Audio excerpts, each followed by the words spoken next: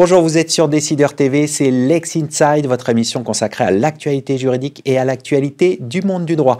Au programme de ce nouveau numéro, on va parler d'une étude sur les juristes de banque réalisée par PwC avec l'ANJB. On évoquera également la parution d'un dictionnaire de droit de la concurrence et enfin, comment prévenir les risques psychosociaux. On débute tout de suite cette émission avec Olivier Chadutot, associé de PwC Legal Business Solutions, pour évoquer l'étude sur les juristes de banque réalisée par PwC avec l'Association nationale des juristes de banque. Olivier, bonjour. Bonjour Arnaud. Alors pourquoi une étude sur les juristes de banque ? Pourquoi une étude ? Il faut de plus en plus mesurer ce que les juristes apportent sur le marché. Le secteur bancaire est le plus gros secteur, le plus important dans une économie. Il fait, si on prend le bilan des banques, c'est 4 fois le PIB en France. 350 000 salariés. Ce qui est assez marrant parce que en fait, les poids économiques et puis les nombres de emplois indirects, directs en France aussi du droit, c'est 350 000 aussi salariés. Donc il y a une équivalence au niveau des salariés. Au niveau du poids économique, bien évidemment, c'est pas le même poids économique. Ce qui est intéressant, c'est de regarder sur les juristes de banque, et qu'est-ce qu'ils représentent ? Et ils représentent quand même un pourcentage extrêmement important et extrêmement élevé de l'ensemble des juristes d'entreprise en France. Combien concrètement ? Alors concrètement, ça va dépendre si on mesure France ou hors France. Globalement, très globalement, on a 5400 juristes de banque qui travaillent soit en France, soit dans les filiales à l'international des banques françaises. Et donc c'est un chiffre qui est très important, qui représente à peu près 15% des juristes de banque, des juristes d'entreprise en France. Oui, c'est important. Donc très important, ça va être le premier secteur économique, on l'a dit, mais c'est aussi le premier secteur dans lequel il y a le plus de juristes d'entreprise, secteur bancaire, et on va en avoir énormément dans les banques, et on va essayer de mesurer avec l'ANJB, on a démarré cette année, on va essayer de mesurer de plus en plus, pas seulement les banques commerciales, mais les banques de développement, on va aussi regarder les institutions, donc tout ce qui va être une institution, une entreprise, une organisation qui a en son sein un juriste de banque, on va essayer de le mesurer. Donc vraisemblablement, dans les années qui viennent, ce chiffre va en fait s'affiner et va augmenter, être un petit peu plus élevé que celui qu'on a aujourd'hui. Alors si on regarde dans le détail, combien sont-ils en région ? Comment ils se répartissent ? Alors on va avoir la France très centralisée. On va avoir un classement, le top 3. Bien évidemment, puisqu'on a une France centralisée, l'Île-de-France qui a 94% des juristes de banque. Ça c'est intéressant, mais ce qui est aussi intéressant, ce sont les deux autres régions derrière. On a Auvergne-Rhône-Alpes avec 1,3% des juristes de banque représentés dans cette belle région. Et puis la troisième région, c'est Provence-Alpes-Côte d'Azur, 1,14%. Et ce qui est assez marrant, j'ai regardé en préparant cette émission, c'est... alors, je ne sais pas si c'est une corrélation parce qu'on n'a pas encore calculé et puis on n'a pas assez de données. On le verra au fur et à mesure des années. En tout cas, c'est une coïncidence, on peut dire ça comme ça. Ce sont les 3 premières régions économiques aussi quand on regarde les PIB, soit par habitant, soit le PIB par emploi. Ce sont là où il y a le plus de développement économique. Alors, on va pouvoir regarder dans les années qui viennent est-ce que les juristes vont évoluer. Après, il y a l'économie, c'est une chose, mais il y a aussi... le télétravail qui fait que de plus en plus aussi, on va avoir des juristes de banque qui potentiellement peuvent aussi se localiser dans d'autres régions de France. Donc, ça sera intéressant de regarder comment cette décentralisation peut-être du juriste de banque va s'opérer dans les années qui viennent. Et en ce qui concerne les métiers, comment ça se répartit ? Alors, dans les métiers, le retail, bien évidemment, est encore numéro 1 au niveau du volume, puisqu'il y a 44% des juristes de banque qui sont dans le retail au niveau des banques que l'on a regardé. Et puis tout de suite derrière, avec 32%, tout ce qui est banque de financement et banque d'investissement, donc un tiers, 32%, où là on va retrouver aussi le nombre de juristes. On termine avec banque privée et gestion d'actifs avec 13%. Les 10% manquants étant des juristes qui vont travailler sur des sujets d'immobilier et d'assurance, suivant le périmètre que l'on va avoir de la banque. Alors, ce qui est important aussi, c'est de savoir à qui est rattaché le directeur juridique de banque. Alors, c'est une question que tout le monde regarde, c'est une question très importante. Arnaud, vous connaissez notre point de vue. Nous considérons que le juriste, le directeur ou la directrice juridique doit être rattaché au plus haut niveau de l'entreprise, hein, à son président, à son PDG ou à son DG. Eh bien, lorsqu'on le regarde sur le secteur bancaire, on a une répartition 30%, 30%, 30% entre direction générale déléguée et secrétariat général. Hein. Il y a aussi beaucoup d'évolutions dans les secrétariats généraux. Et puis, un petit 10% qui est rattaché au PDG directement. Est-ce qu'il y a une tendance qui se dégage? Alors, ce qui se dégage comme tendance, c'est qu'on le voit aujourd'hui, en tout cas dans les résultats, aucun rattachement à la direction financière. C'est une évolution puisque lorsqu'on regardait des années en arrière, on avait des rattachements à la direction financière. La banque, pour l'instant, a vraiment, je vais dire, compris qu'il fallait absolument pas que le directeur juridique soit rattaché à un directeur financier, pour X raisons qu'on pourrait expliquer peut-être dans une autre émission, mais rattaché à une direction générale. Et ça, c'est vraiment quelque chose qui est extrêmement important pour le positionnement, pour le rôle et pour la valeur ajoutée du juriste de banque. Est-ce qu'il est rattaché au comité exécutif assez souvent? Alors, assez souvent, 40%. Ce qui veut dire que c'est pas mal dans le secteur bancaire. C'est notable puisque si on le comparait à d'autres secteurs d'activité, c'est vraiment un des secteurs dans lequel le rattachement est le plus élevé et puis il y a le plus de présence au niveau des comités exécutifs. Donc c'est un exemple vraisemblablement à suivre pour les autres secteurs d'activité. En ce qui concerne l'évolution des dépenses juridiques, qu'en est-il? Alors les dépenses juridiques, je vais dire, c'est pas forcément à la mode, mais on regarde, donc on a analysé. Il y a deux niveaux de dépenses. Vous avez ce qu'on appelle les budgets internes, c'est-à-dire les salaires et les charges, et les budgets externes. Globalement, on va dire les avocats, les notaires, les conseils. Pour ce qui est des budgets externes, on s'aperçoit que 43% nous ont dit que dans les années qui viennent, l'augmentation du budget externe allait être réelle. Une augmentation. On en a 29% qui pensent que ça va décroître, mais en tout cas 43% qui pensent qu'il va y avoir une augmentation. Pour ce qui est du budget interne, ça va être plutôt l'inverse. C'est plutôt une grosse majorité. 38% pensent que le budget interne va baisser, 38% pensent qu'il va stagner. Donc on a bien très peu de gens qui pensent qu'il va augmenter. Donc on va vers quoi? On va avoir une restriction du nombre de collaborateurs juristes. Donc au mieux, si je puis dire, on va rester flat en termes de recrutement. Pour certaines banques, il va y avoir une décroissance du nombre de juristes de banque.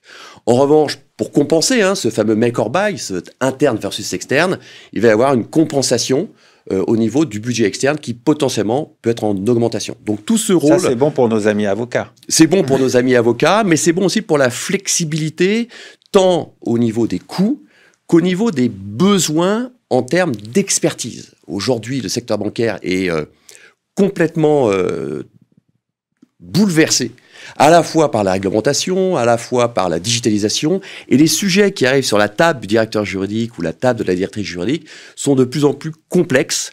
Et donc, ça va être aussi intéressant de voir si cette bascule du make or buy va pas aller plutôt du côté de l'externe que de l'interne, parce que ça nous permet d'être flexible sur les coûts, je l'ai dit, mais d'être flexible aussi sur aller chercher l'expertise pointue dont on a besoin à un instant T. On va terminer là-dessus. Merci de nous avoir présenté cette étude, Olivier Chalito. Merci Arnaud.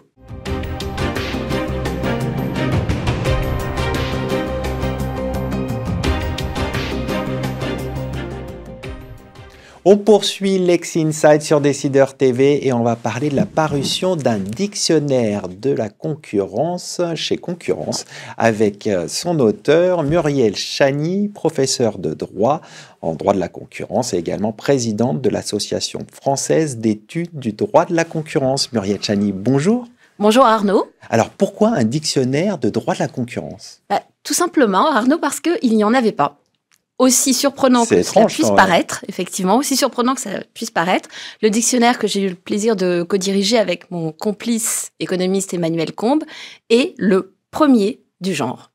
Et en fait, tout a commencé, vous l'avez cité d'ailleurs, Concurrence, tout a commencé par un déjeuner avec Nicolas Charby de chez Concurrence, et nous avions fait un constat qu'il manquait au droit de la concurrence son dictionnaire, autrement dit un ouvrage qui, au-delà d'un simple lexique ou d'un glossaire, recense et explicite tout le vocabulaire de la matière. C'était ça notre constat, et ça nous a paru d'autant plus indispensable que le droit de la concurrence est une matière économique, complexe, technique, parfois mal connu et même qui a parfois mauvaise presse. C'est la raison pour laquelle ce dictionnaire se veut, d'une certaine façon, une porte d'entrée vers la matière pour des personnes qui ne la connaissent pas très bien. Mais par ailleurs, nous avons aussi souhaité qu'elle soit utile pour un public plus averti, parce que, en réalité, même les meilleurs spécialistes de la matière ne peuvent pas la maîtriser entièrement tant elle est étendue. Droit des pratiques anticoncurrentielles, contrôle des concentrations, en passant par les aides d'État, sans oublier le droit des pratiques restrictives et sans oublier aussi la concurrence déloyale. Donc, tous ces aspects sont présents dans le dictionnaire. Alors, comment vous avez travaillé, comment vous avez choisi les notions qui sont dans ce dictionnaire? Alors, en réalité, on les a choisis en essayant d'être le plus exhaustif possible. Et c'est précisément ce qui en fait l'originalité, parce que on a, pour cela, constitué une équipe d'auteurs extrêmement étoffée, j'oserais dire une dream team en quelque sorte de la concurrence. Alors, en réalité, il y a plus de 200 mots-clés et il y a tout autant d'auteurs qui ont été réunis pour rédiger ces différentes entrées. Donc ça, c'est vraiment une des choses qui en fait la spécificité. Je répète, notre volonté, c'était vraiment d'offrir le panorama le plus complet possible de la matière. Alors, comment sont présentées les notions? Alors, les notions, précisément, et c'est aussi ce qui fait l'originalité de ce dictionnaire, les notions, on a eu à cœur d'offrir un double niveau de lecture. Autrement dit, d'abord, évidemment, une définition synthétique et accessible à tous, compréhensible par tous, mais aussi, pour aller plus loin, des éléments complémentaires, plus approfondis, donc, et comportant entre autres, une bibliographie de la jurisprudence. Donc on voit un dictionnaire qui permet de mieux appréhender le droit de la concurrence. Aujourd'hui, quels sont les enjeux du droit de la concurrence? Alors les enjeux du droit de la concurrence, ces grandes tendances, en réalité, il y en a plusieurs. Alors, je voudrais commencer peut-être par celle qui est la plus durable et qui se rattache finalement au lien entre le droit de la concurrence et les politiques. Les politiques, alors bien sûr, politique de la concurrence, mais aussi politique industrielle, politique environnementale, politique sociale, etc. Et qui implique effectivement à ce que le droit de la concurrence s'adapte aux différents défis qui se présentent. Alors, pour n'en citer que quelques-uns, c'est évidemment la crise sanitaire, c'est la guerre, c'est l'inflation, c'est aussi le climat. Donc voilà, ça c'est la première singularité du droit de la concurrence. Et ça, c'est vraiment une tendance de fond, c'est quelque chose qui se prolonge au fil du temps. Et puis, il y a ce qu'on pourrait qualifier de virage, en quelque sorte, à 180 degrés, c'est-à-dire la remise en cause d'idées qui étaient bien ancrées pendant très longtemps et qui aujourd'hui sont vraiment remise en cause.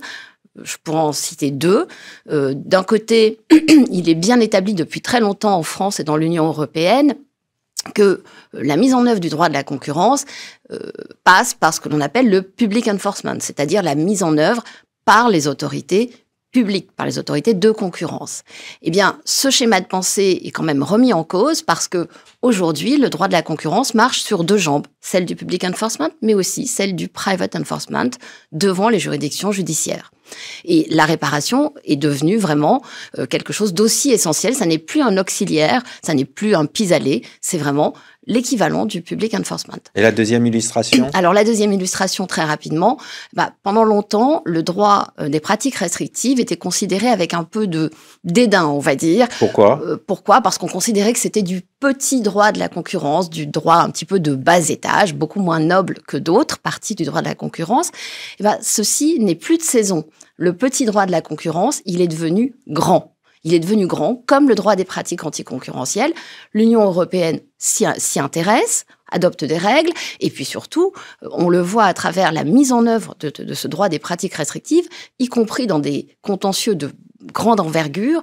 Je pense en particulier aux GAFAM, ou je devrais dire aux MAMA maintenant, où là on voit bien effectivement cette mise en œuvre du droit des pratiques restrictives qui en fait en réalité à la fois une arme redoutable entre les mains des entreprises dans la concurrence, mais aussi évidemment une menace. Et finalement, ce sont toutes ces tendances que nous avons essayé, et j'espère nous sommes parvenus à refléter dans les plus de 200 mots-clés, effectivement, qui composent le dictionnaire.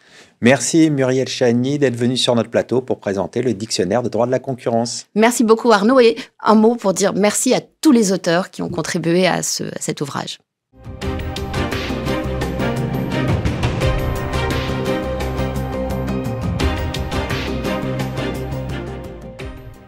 On poursuit Lex Inside et je suis en compagnie de Joël Granger, associé chez Flichy Granger Avocat, pour parler des risques psychosociaux. Joël Granger, bonjour. Bonjour Arnaud. Alors, quelles sont les obligations des employeurs en matière de risques psychosociaux ? Alors en fait, en matière de risques psychosociaux, le législateur s'est inspiré sur les obligations qui existent en matière de santé et de sécurité au travail. Et vous avez aux articles L4121 1 et suivants du Code du travail un certain nombre de prescriptions qui s'appliquent aussi bien pour protéger la santé physique des collaborateurs, mais aussi la santé mentale des collaborateurs. Et vous avez une méthodologie qui est fixée par cet article et qui dit vous devez 1. Prendre des actions de prévention, 2. Des actions de formation des collaborateurs et mettre en place une organisation et des moyens adaptés. Et puis le dernier élément qui est aussi important, c'est que l'employeur doit veiller, en fonction de l'évolution des circonstances, à prendre et à adapter les mesures qu'il a prises au départ. Donc ça, c'est le premier point. Et puis après, vous avez l'article 41-21-2 du Code du travail qui vous fournit la liste des obligations que l'employeur doit suivre avec une méthodologie qui souvent s'appelle, on doit d'abord faire de la prévention primaire, c'est-à-dire éviter les risques. On doit ensuite faire de la prévention secondaire, c'est-à-dire prendre des mesures adaptées pour minimiser ces risques, et enfin de la prévention tertiaire. Et vous verrez que vous avez une liste de prescriptions qui fait 9 alinéas à cet article L41-21-2 et qui vous fixe en quelque sorte un mode d'emploi. Et puis vous avez enfin l'article 41-21-3 qui vous dit 2 choses, c'est que vous devez documenter ce travail d'évaluation des risques sur la santé et vous devez la partager avec les partenaires sociaux. Voilà les principales obligations que le Code du travail a mis en place. Il y a eu 2 accords interprofessionnels en 2008 et en 2010 qui ont traité de ces questions. Et que disent-ils, grosso modo il y en a un qui porte sur le stress et qui fixe un certain nombre de points d'attention d'éléments générateurs de stress. Et puis, vous en avez un sur le harcèlement moral au travail. Alors, concrètement, comment prévenir les risques psychosociaux ? Alors, c'est une très bonne question et c'est plus facile à énoncer que à faire en pratique. Je crois qu'en fait, il faut s'inquiéter de 2 aspects. Il y a les aspects objectifs. Une charge de travail trop importante, des cadences, des rythmes de travail qui sont difficiles à suivre. Par exemple, quand vous travaillez de façon très intermittente. Et puis, vous avez tous les facteurs subjectifs. Et ce sont les facteurs subjectifs, évidemment, qui sont plus difficiles, avec quelques barrières que le législateur a prévues. C'est-à-dire quand même, le harcèlement moral, c'est interdit, la discrimination, c'est interdit, les agissements sexistes, c'est interdit. Autrement dit, il y a la marge ultime qui est interdite. Après, parfois, les risques psychosociaux, ils sont avant que de telles infractions ont été commises. Et donc, là, il y a véritablement un travail, si j'ose dire, de tous les jours au sein de l'entreprise. En définitive, quelles sont les bonnes pratiques en la matière ? Alors, je pense que les bonnes pratiques, elles passent déjà par un bon dialogue social. Parce qu'en réalité, très souvent, ce sont des questions de relations interpersonnelles. Et quand vous avez des partenaires sociaux sur lesquels vous pouvez compter, vous avez la remontée de l'information. Oui, et ça vous permet d'identifier là où il y a des problèmes, et ça permet de prendre les mesures en amont et avant qu'il y ait trop de difficultés. Après, c'est vrai aussi que des dispositifs de médiation peuvent s'avérer opportuns dans ce type de circonstances. Je crois que vraiment, l'anticipation sur ces sujets-là, c'est la règle clé. C'est-à-dire que ne pas laisser pourrir les situations, sentir si dans les services ça va bien. Et ça, c'est aussi sensibiliser les managers sur ces difficultés. Ça paraît absolument essentiel. Donc un bon dialogue social, sensibiliser les managers, je pense que ce sont les deux meilleurs moyens de prévenir les risques psychosociaux des facteurs subjectifs que j'évoquais tout à l'heure. On va conclure là-dessus. Merci Joël Granger d'être venu sur le plateau. Ben, je vous en prie. Merci. Merci à toutes et à tous de nous avoir suivis sur Décideur TV et rendez-vous la semaine prochaine pour un nouveau numéro de Lex Inside.